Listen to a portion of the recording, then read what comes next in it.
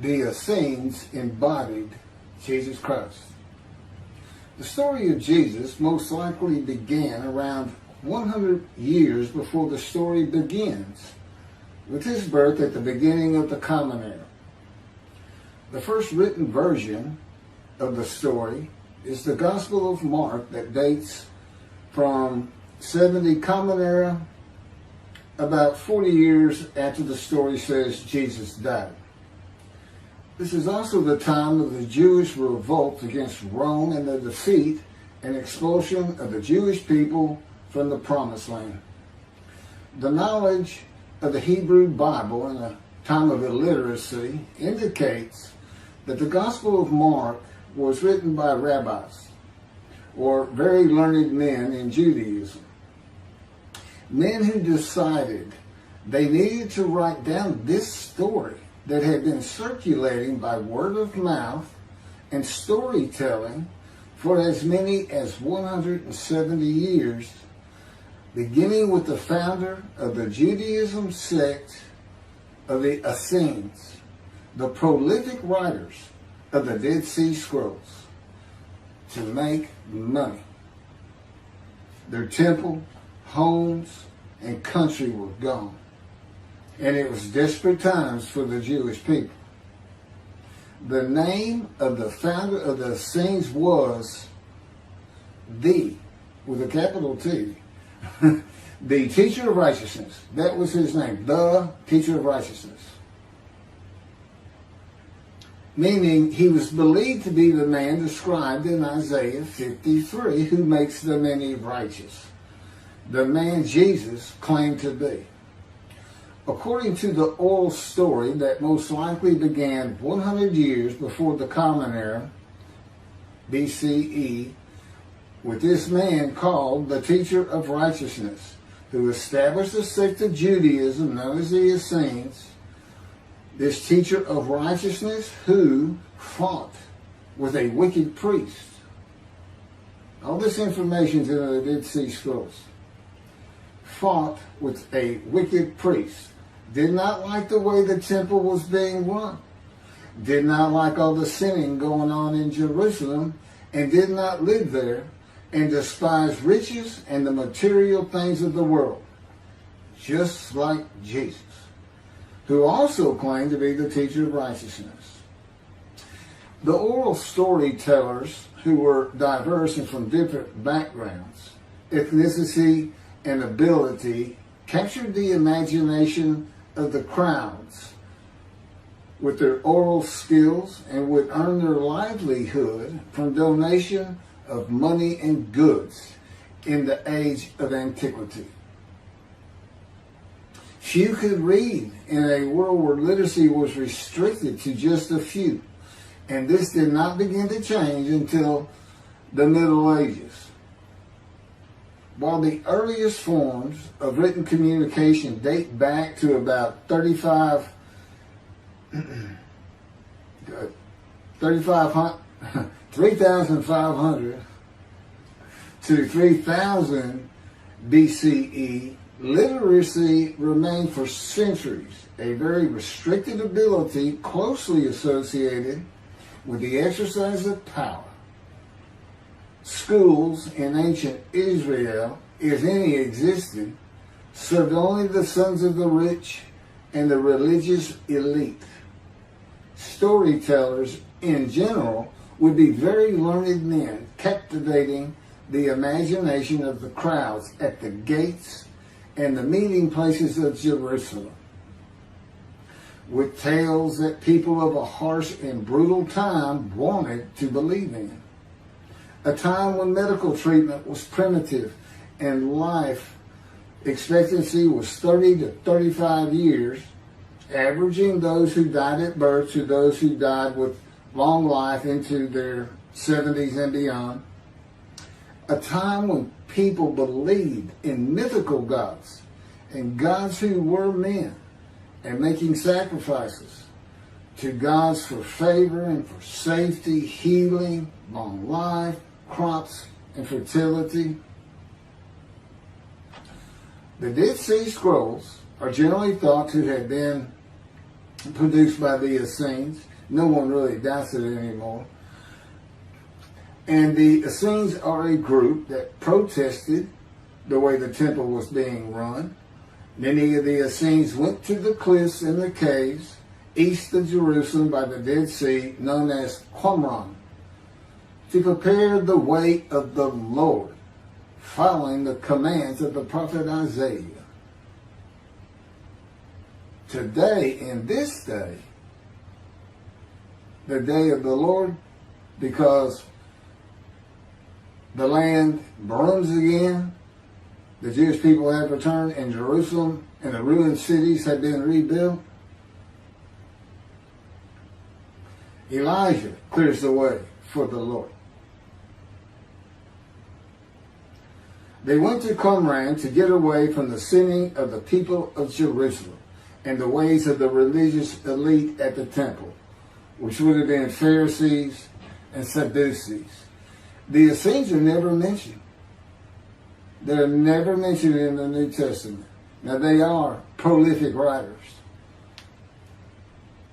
And they had their own gate. They had their own gate throughout the life of Jesus and for 40 more years until Jerusalem was destroyed. And that in 70 Common Era, when everything was being destroyed, that's when they put those scrolls deep into pottery, big pottery, and buried them. That's what kept them from disintegrating into dust. And if you ever look it up, I mean, when I say prolific, there must have been many people, they were copyists. But they also did, well, I'm going to get to it. They made commentary on the scrolls. One of the first leaders of the Qumran community, again, was the teacher of righteousness, identified in the Damascus document and the Habakkuk Pesher. A Pesher is a type of commentary in Hebrew. In the Pesher literature, the teacher of righteousness is presented as a founding figure who directly clashed with an opponent called the wicked priest. Of course, we all know what Jesus went through with the religious elites, Sadducees, Pharisees, and the high priest. This was the wicked priest in his day, 100 years before the birth of Jesus. The man described in Isaiah 53 is often referred to the teacher because of verse 11, where God says, verse 11 of chapter 53 of Isaiah, where God says, "My righteous servant makes the many righteous." The teacher of righteousness and his followers left a library of information on his teachings, himself, and Scripture, and would seem to be the first of many men to claim or to be claimed by others that the man described in Isaiah 53. Jesus is not even the last. No, he's not, but I mean, he's not even the last. The Hebrew noun pesher is found in the Hebrew of the Qumran scrolls in the sense of meaning, explanation, interpretation. It is similar to a midrash in the Talmud. Various biblical texts were deemed prophetic and were subjected to pesher interpretation even when appearing in non-prophetic literary context. The copy of the pesher of Isaiah dates to the beginning of the 1st century Common Era. The pesher of Habakkuk attributes this technique to the founder of the community, the teacher of righteousness. In other words, this pesher is written during Jesus' life. And they had their own gate, the gate of the Essenes. The Qumran sect, like the broader Jewish movement from which it sprang, took a critical view of the established orthodoxy of its time, believing Israel to be under divine judgment, regarding itself as the true remnant of Israel and awaiting its imminent vindication. at the, quote, end of days.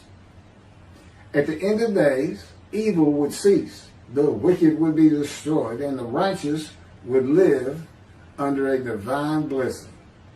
This is not unlike the teachings in Judaism today of a redemption, restoration, and exaltation of the Jewish people by the world of Gentiles, the nations, with peace throughout the world when the Anointed One comes. The Anointed One means Moshiach. The New Testament would say Messiah, but it just means anointed to do a task for God. And that would be from chapter 11, verses 1 and 2 of Isaiah. And the man is described in Isaiah 53 according to the sages and rabbis of the time. He was known as the leper scholar. And that's because it's a man suffering familiar with disease, sickness that will bring you to grief and be exposed to death. Today we would say cancer. And he makes the many righteous by his knowledge. That's in Isaiah 53. By his knowledge. Not by his death. Not by his crucifixion. Nobody dies. Exposure to death is not death. Jesus died. He was never exposed to death. He didn't get near it, but it did not happen.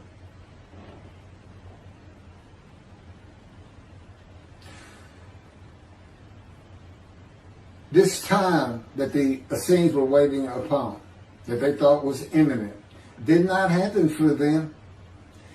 And it is this teaching that Jews for Judaism uses in the analysis that Isaiah 53 describes the Jewish people as God's righteous servant, as one man, Israel.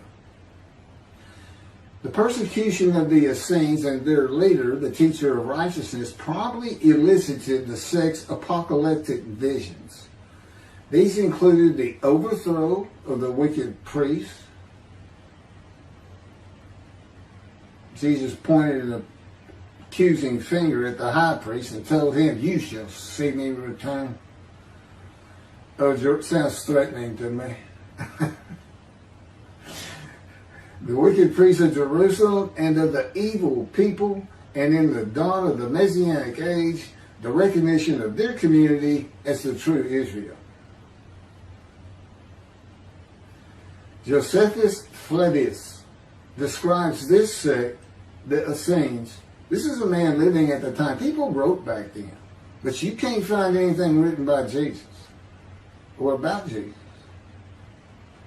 until after the destruction of the temple. He describes this sect, the Essenes, as one of the main three philosophical sects among the Jews, with a very detailed description. Excerpts from his book, Wars 2, chapter 8, include, this is in quotes, the third sect, which pretends to a severe discipline. These men are despisers of riches, and so very communicative as raises our admiration. And as for their piety towards God, it is very extraordinary.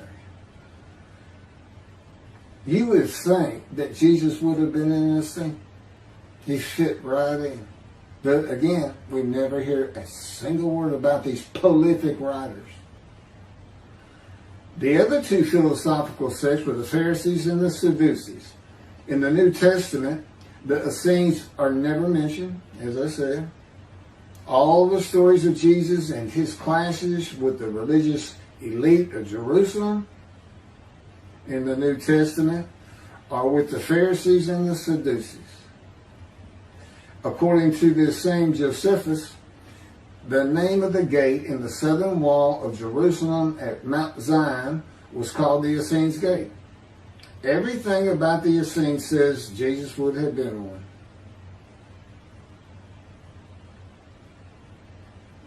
Peter and Paul, disciples later called apostles of Jesus, all said Jesus was the fulfillment of Isaiah 53 and the teacher of righteousness.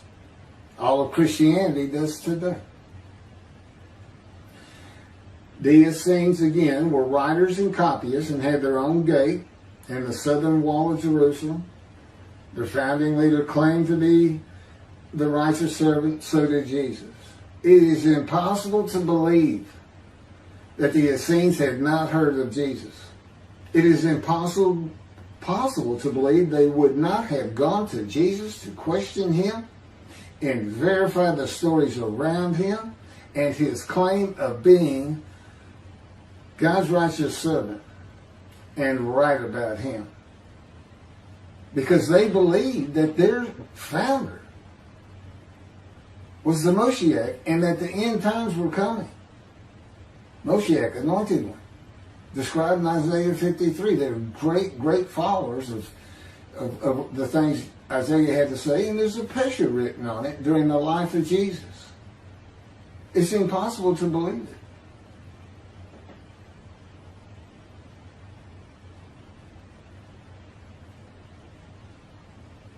We're talking about a man that healed the sick, removed blindness, had the cripples walk, fed 5,000 people with 5 loaves of bread and 2 fish, walked on water, turned water to wine, raised the dead, was crucified, and 3 days later came back to life? And you think these people, how about Joseph Philadelphus? Why didn't he mention that? He talks about the destruction of the temple. He was there. The Essenes were present in and around Jerusalem for 100 years before the birth of Jesus and another 40 or so years after his death at the age of 30 in the first written story of him and his life in 70 Common Era. There is not one word written by the Essenes of Jesus.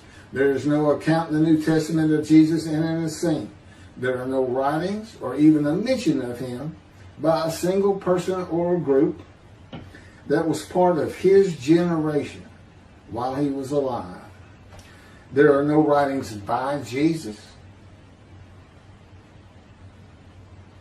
And prophets of God, men of God, servants of God have been writing for him throughout the biblical times until he stopped talking to his prophets.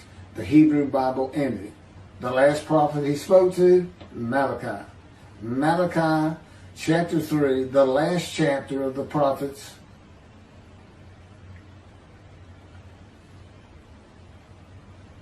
writes for God the prophetic announcement that he will return.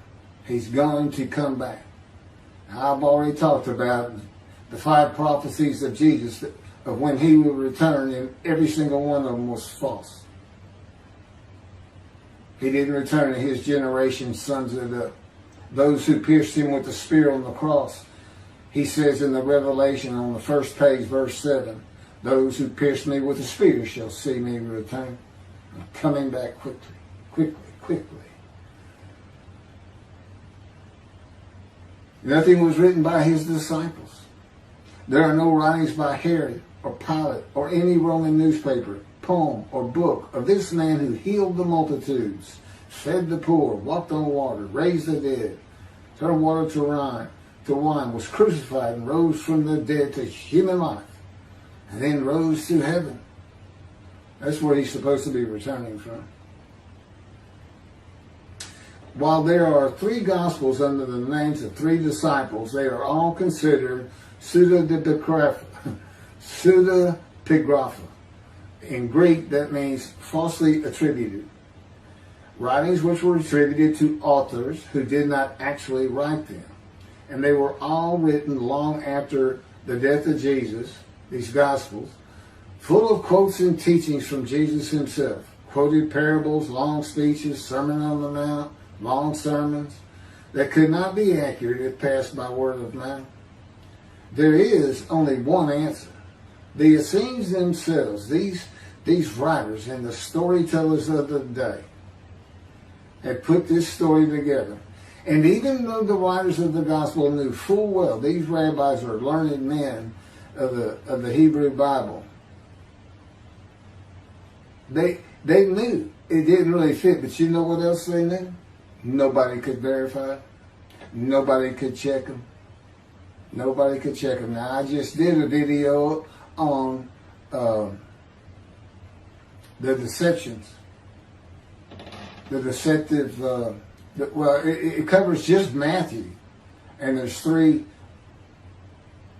different stories of him and deceits in every one of them that you can go look up now. You can verify these things that I'm saying. I'm quoting them. I give the chapters, the books they come from. You can see Jesus changed Zechariah, verses 9 and 10, the verses, from riding an ass into Jerusalem and being crucified, as Jesus said all the prophets said of him, to what the prophet actually said. You can go look at it. He said he's going to go in, defeat Rome, defeat the enemy in Rome, which in Jesus' time, in Jerusalem, and be king of the world, which at the time would have been the nations of the Middle East. And he would tell them all to surrender. That's actually, that's part of the verse itself, verse 10. And he would defeat the enemy and have the nations surrender and be king from sea to sea, lands into ocean. I mean, you can't get more deceitful than that. You can't lie greater than that. You're manipulating Scripture, God's holy word, manipulating it, deleting a verse 10, telling your disciples, tell everybody these things. That's why he's telling them. Tell everybody these things. I'm going in. They're going to kill me. Okay. That's what the prophets say. Don't forget. I mean, that's what he's doing.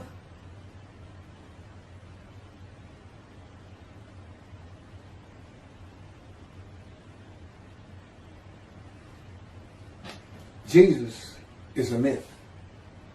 Go look at it. Go look at what a myth is. Believe me, it covers the New Testament. It covers Jesus Christ.